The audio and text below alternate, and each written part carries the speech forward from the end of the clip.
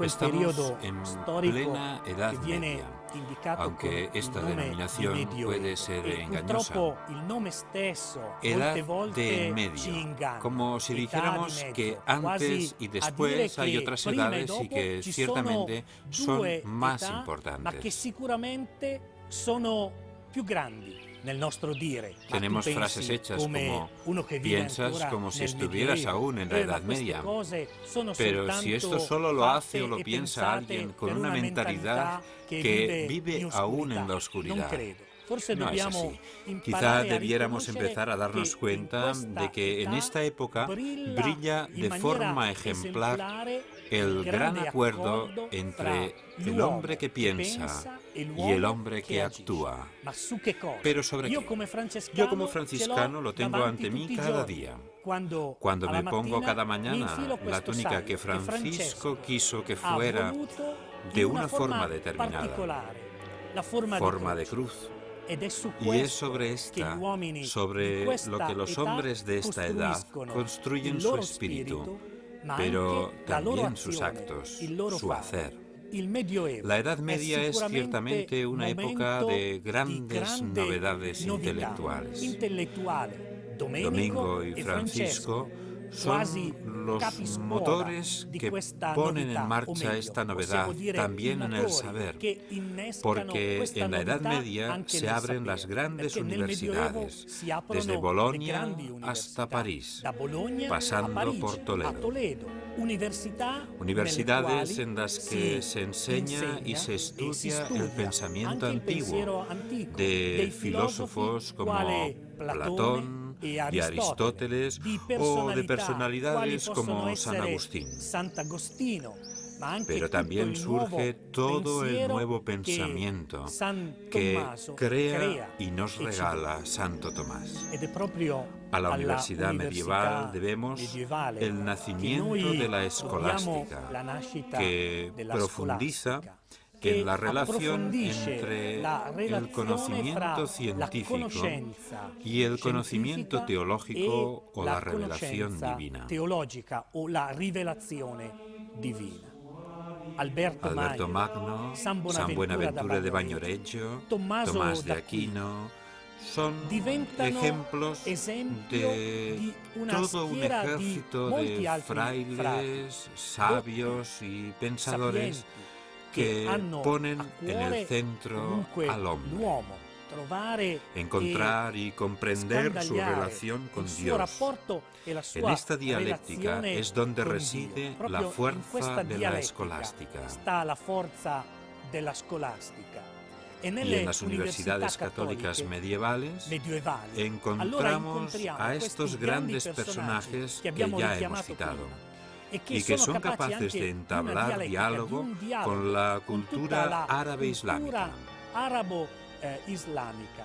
Hombres capaces de salir a la palestra con fuertes convicciones enraizadas en la verdad, la persona de Jesucristo, su Evangelio. En Campania, en 1223, nace Santo Tomás de Aquino, no muy lejos de la abadía de Montecassino. Allí transcurre sus primeros años, antes de frecuentar la Universidad de Nápoles, la cual, fundada por Federico II y gracias a él, se ha convertido en lugar de encuentro entre las culturas árabe y cristiana. Igual que la Universidad de Toledo, donde gracias al arzobispo Raimundo se ha dado gran impulso a las traducciones del árabe de textos griegos. Nápoles, Palermo y Toledo eran tierras limítrofes con la cultura musulmana. Todo el sur de Italia estaba viviendo con Federico un gran momento cultural en todos los aspectos, por lo cual no podían quedar fuera de este despertar también las culturas árabe y griega clásica. Pero volvamos a Tomás y sus estudios en Nápoles. Allí conoce a los frailes predicadores de Santo Domingo y en el año 1244 se une a ellos. El mismo superior de los dominicos envía a Tomás a continuar sus estudios en París. Allí encontrará a otro predicador, Alberto de Colonia, que será conocido como Alberto Magno por sus grandes dotes y capacidades. Cuando era joven, me impactó una afirmación sobre Santo Tomás de Aquino. que Santo Tomás enseñaba aquello que vivía. Y por ello me pareció que el santo era un auténtico hijo de Santo Domingo, del cual se decía que predicaba aquello que había vivido. Santo Tomás de Aquino, en la primera cuestión de la Summa Teológica, recuerda que la teología es una ciencia. Pero, ¿cómo profundizar principios que nos vienen dados por Dios mismo? Santo Tomás dice que hay dos caminos. La vía del estudio, que él mismo perseguía, pero también el camino de la experiencia. Y Santo Tomás ha penetrado en la realidad divina a través de las dos vías. En lo que respecta a la caridad, Santo Tomás propone un pensamiento verdaderamente original. Todo el mundo reconoce que Santo Tomás caracteriza la caridad como la amistad sobrenatural con Dios. Por otra parte, el mismo Jesús dejó dicho: ya no os llamo siervos sino amigos.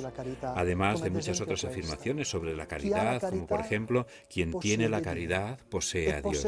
Y poseer a Dios significa utilizarlo y gozarlo como uno quiere. Creo que cuando Santo Tomás afirmaba estas cosas, lo que hacía era poner por escrito su propia experiencia personal. Quien tiene caridad posee a Dios. Y poseer a Dios significa uti et frui, usarlo y gozarlo como uno desee. Antes de morir, Santo Tomás dijo que todo aquello que le había pedido a Dios en la oración siempre lo había obtenido. El Papa Gregorio IX ha excomulgado a Federico II acusándole de haber interrumpido la sexta misión. Es el 29 de septiembre de 1227.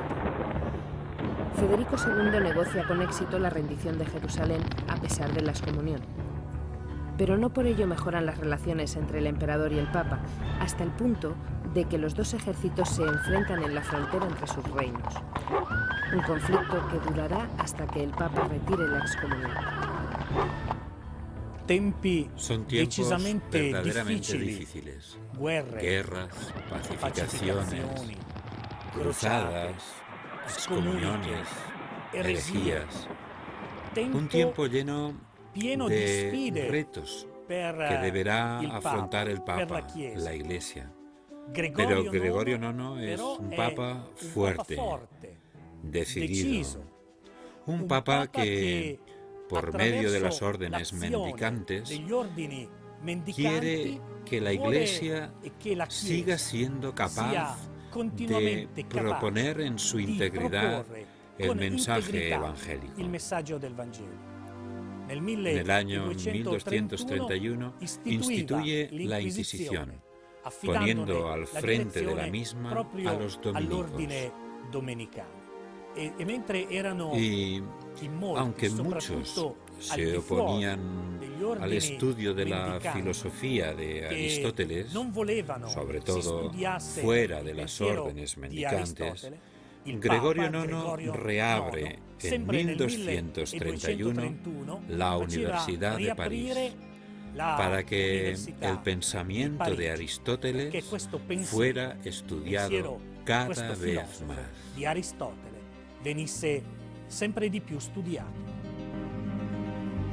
En este clima llega Santo Tomás a París, enviado por sus superiores para estudiar en su universidad y convertirse en profesor de ella.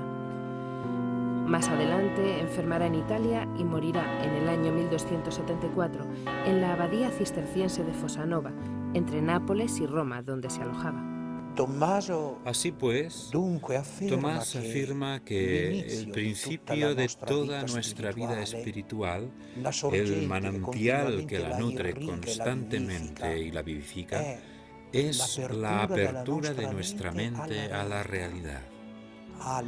Después de él, ha habido otros que dirán que el inicio de la vida espiritual es una duda. Otros negarán incluso que exista una realidad y afirmarán que solo hay interpretaciones subjetivas de la realidad. A primera vista pueden parecer cuestiones muy abstractas, pero os aseguro que no es así. Tocamos verdaderamente el meollo de la existencia humana. Pondré un ejemplo. Si tiene razón Tomás, entonces, ¿qué quiere decir educar a una persona? Quiere decir introducirla en la realidad. Pero si solo existen interpretaciones de la realidad y no la realidad, construcciones subjetivas de la persona, del hombre, ¿qué quiere decir educar a una persona? No se entiende el sentido que puede tener la educación y nos encontramos frente a algo que no dudo en llamar el derrumbe de la educación contemporánea. Por tanto, estos grandes maestros del pensamiento cristiano tienen algo importante que enseñarnos. Porque, no lo olvidemos, la historia de la Iglesia, la tradición de la Iglesia es una cosa viva. Y nosotros vivimos aún de estos hombres. Y vivimos todavía con la elección que hicieron Francisco y Domingo, del pensamiento de Tomás, Buenaventura y Alberto Magno. Nos nutrimos todavía de ellos, aunque no seamos conscientes. Somos como niños que se suben a los hombros de un gigante. Y sentado en los hombros del gigante, el niño ve más allá que el mismo gigante, porque está más arriba. Si bajara, aunque fuera solo un momento, no vería apenas nada, porque es pequeño.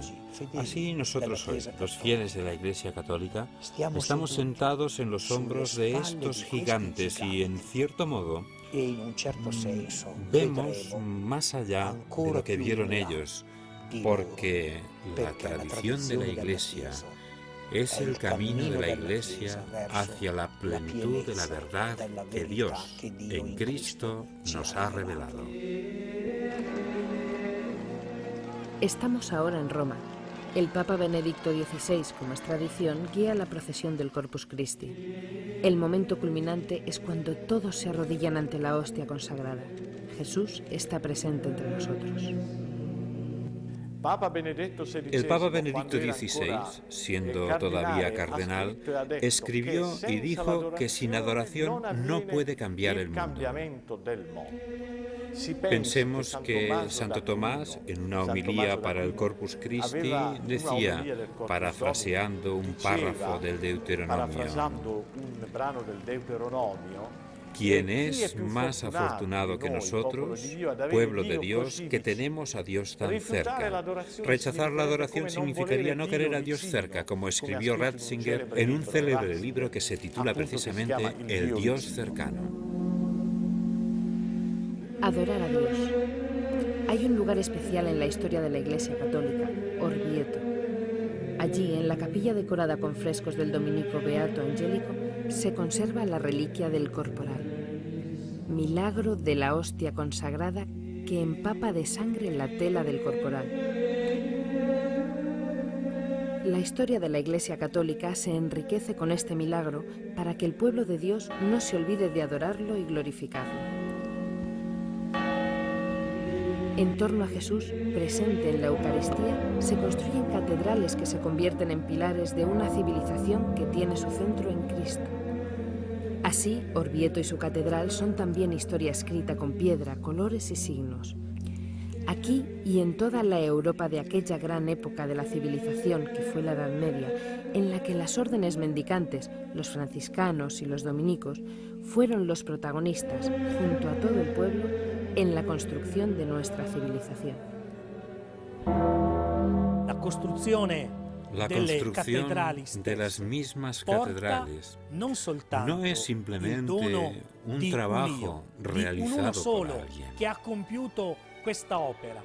Es una tarea que engloba de manera comunitaria a toda la masa de fieles que ofrecen su casa a Dios. La novedad más hermosa de estas obras impulsadas por la genialidad de los frailes franciscanos y dominicos, está en el hecho de que lo que se construye no se abandona una vez realizado. Necesita un mantenimiento y a su alrededor se va creando toda una red económica.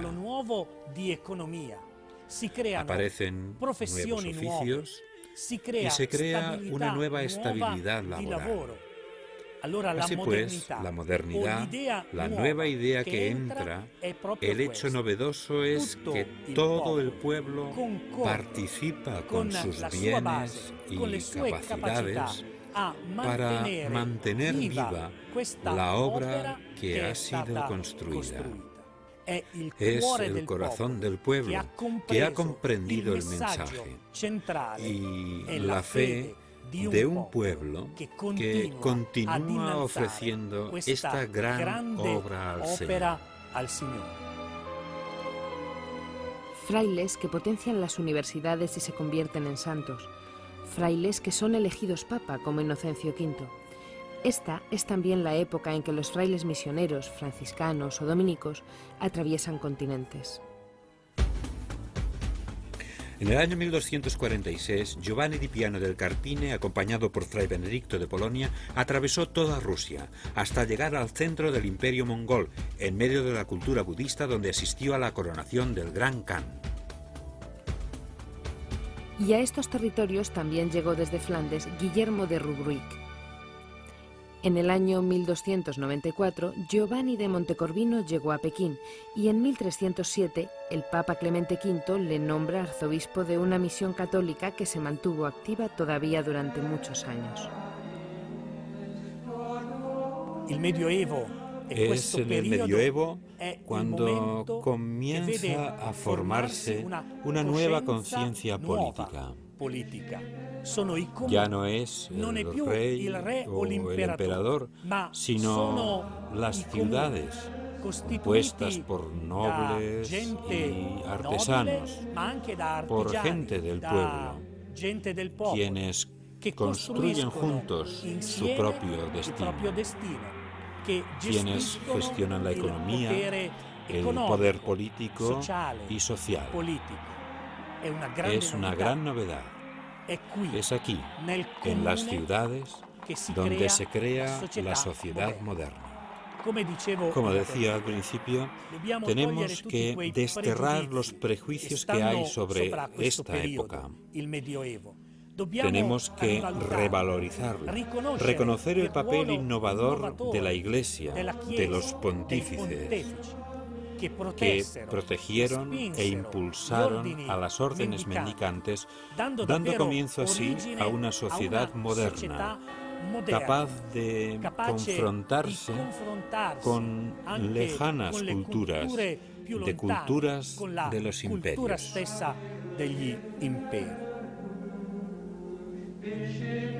Enfrentarse a la cultura de los imperios significa, tanto ayer como hoy, acercarse a los más débiles y necesitados, a los enfermos. Y junto a las órdenes mendicantes, totalmente inmersas en una vida de caridad, nacen y se desarrollan durante todo el medioevo, hasta llegar a nuestros días toda una serie de organizaciones de asistencia concreta a los pobres, a los niños, a los ancianos y a los enfermos. Organizaciones tanto de religiosos como de laicos. Es en estos siglos cuando nacen las confraternidades, muchas de las cuales siguen activas en la actualidad. Hemos llegado al final de este capítulo de la historia de la Iglesia Católica. Hemos intentado narrar y transmitir cómo la Edad Media no es una época lejana que haya que olvidar, sino que es un periodo de la historia vivo, porque muchas de las instituciones que nacieron entonces siguen todavía vivas en la actualidad, transmitiendo aquel mensaje, el mensaje del Evangelio, llevando la caridad que es la de Cristo. Pero no podemos cerrar este capítulo sin citar al gran poeta de la Edad Media, Dante Alighieri, del cual dijo Pablo VI en 1966: Dante Alighieri es nuestro por un derecho especial. Nuestro, de la religión católica, porque todo en él exuda amor a Cristo. Nuestro, porque amó mucho a la Iglesia, de la que cantó sus glorias. Nuestro, porque reconoció y veneró al Pontífice de Roma como el vicario de Cristo en la tierra. Oh inmensa luz que te alzas de conceptos mortales hasta mi mente, dame un poco de lo que contienes y haz de mis palabras tal arma que una brizna solo de tu gloria pueda dejar a las futuras gentes.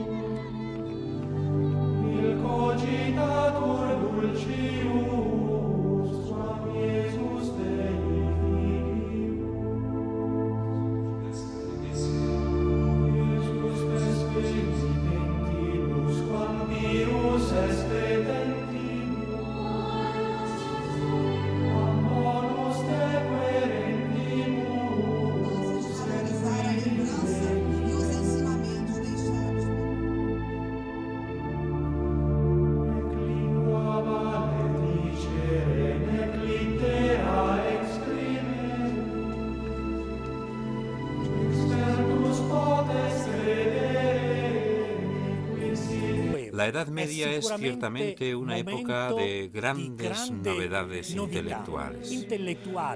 Domingo y Francisco son los motores que ponen en marcha esta novedad también en el saber, porque en la Edad Media se abren las grandes universidades, desde Bolonia hasta París, pasando por Toledo.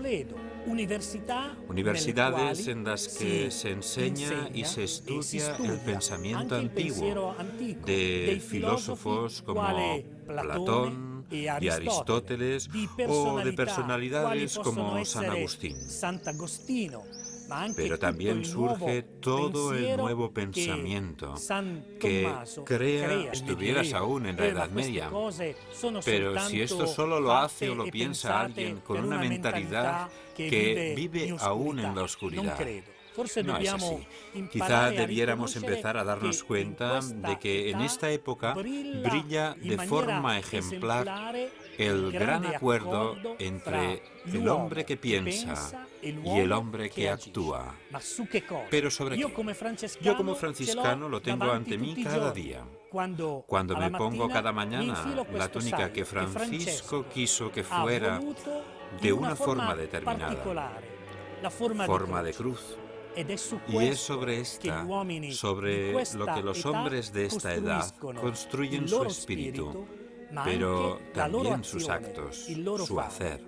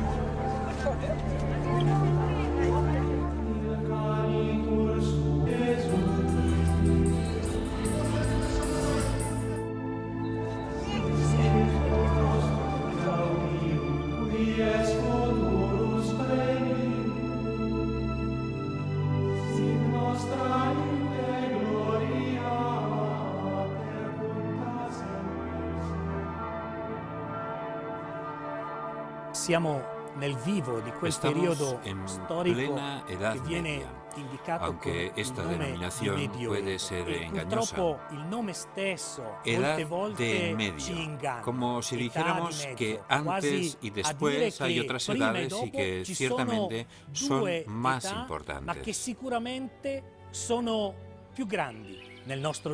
Tenemos frases hechas como piensas como si